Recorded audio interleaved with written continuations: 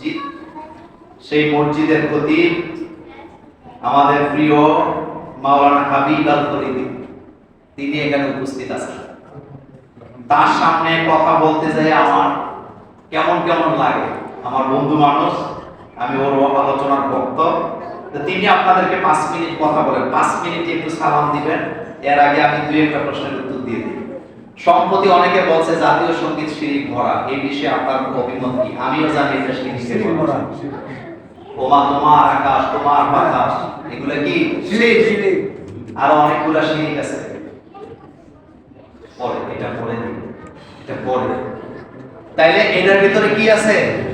শিরিক আছে। আমিও জানি, আপনিও জানেন। আমরা আবেগ দিয়ে ইসলাম কি চলে না। আপনাকে একটা কথা বলি, একটু আগেও বলছি, আকাশ কার? আল্লাহ। বাতাস কার? আল্লাহ। এটা কি মান? না।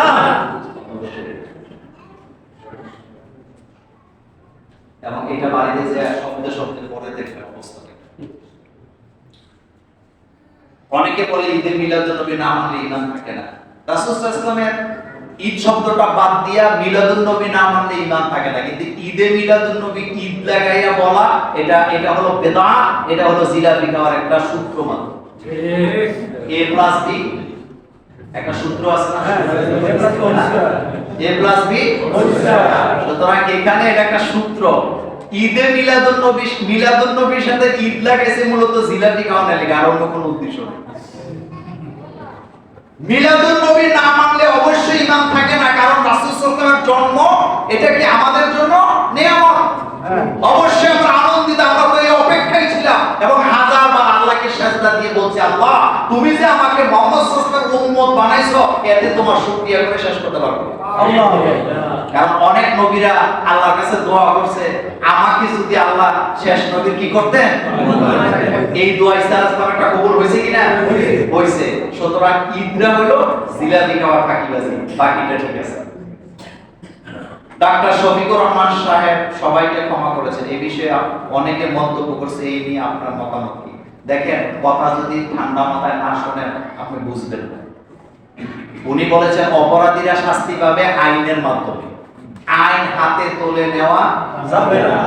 একজন লোক আপনার অনেক দিন আগে রাজনৈতিক কারণে কষ্ট দিছে, তা আপনি নিজে যে তার মেরে ফেলবেন না? তা আপনি তো তার জায়গায় হইলেন। এক কথায় আপনি মাজলুম ছিলেন, আল্লাহ আপনাকে একটু সুযোগ দিয়েছে, আপনি আবার জালেমের কাতারে যাইবেন। আপনার উপরে যারা জুলুম করছে তাদেরকে শাস্তি দিবে কে? আল্লাহ। কত আইনে হবে, এই ব্যাখ্যা দেওয়ার দরকার নেই। আমি কোন রাজনৈতিক নেতা না, কিন্তু একটা কথা বলি, যে আন্তর্জাতিক ট্রাইব্যুনাল নিজেদের মন গড়া বসে বসে নিজেরা আইন তৈরি করে যুগশ্রেষ্ঠ আলেমদেরকে লটকাইছে, সেই আদালতে এখন তাদের বিরুদ্ধে মামলা হয়েছে এবং নিশ্চিত থাকে এখানেই তারা লটকাইছে। কারণ আমরা হাজারবার মাহফিলে বলছি, যে রশিটা আপনি লাগাইয়া আলেমদের গলায় লাগাচ্ছেন, আপনি অপেক্ষায় থাকেন আবার এই রশি আপনার গলায় ঝুলে যাবে ইনশাআল্লাহ। আবু জাহিল না, ও ভালো মানুষ না, সে ঘরের সামনে একটা গর্ত করছে। কি করছে? গর্তের উপরে ঢাকনা দিছে, দিয়া মাটি দিছে, দিয়া রাসূল সাল্লাল্লাহু আলাইহি ওয়াসাল্লাম দাওয়াত দিছে। তার চিন্তা হইলো মুহাম্মদ সাল্লাল্লাহু আলাইহি ওয়াসাল্লাম যদি আসে এটার ভিতরে পড়বে, গর্ত কোনো ছোট কাটা শেষ।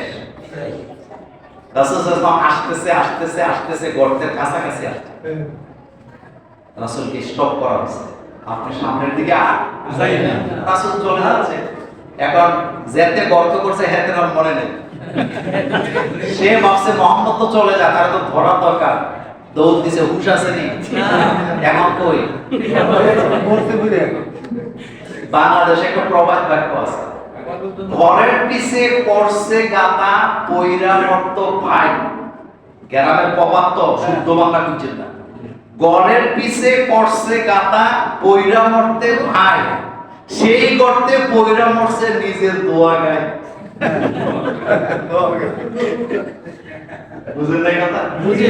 গর্তটা করছিল কার জন্য? আমার কাছে বাইটা মরে গেলে জমি জমা সব আমার, কিন্তু পরের দিন সকালে যায় দেয় নিজের দোয়া গায়। এগুলি কইলেন না, ভালো। তো যাই হোক, একটা প্রশ্ন আসছে, শেষ কথা, চেয়ারে বসে নামাজ পড়া হাদিসে আছে কি?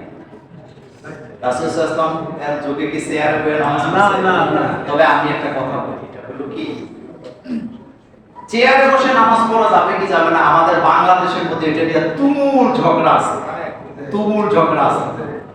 একদল বলছে নামাজ হবেই না, আরেক দল বলছে মাজুব যদি হয়, রুকু সেজদা যদি না দিতে পারে তো লোকটা করবেটা কি?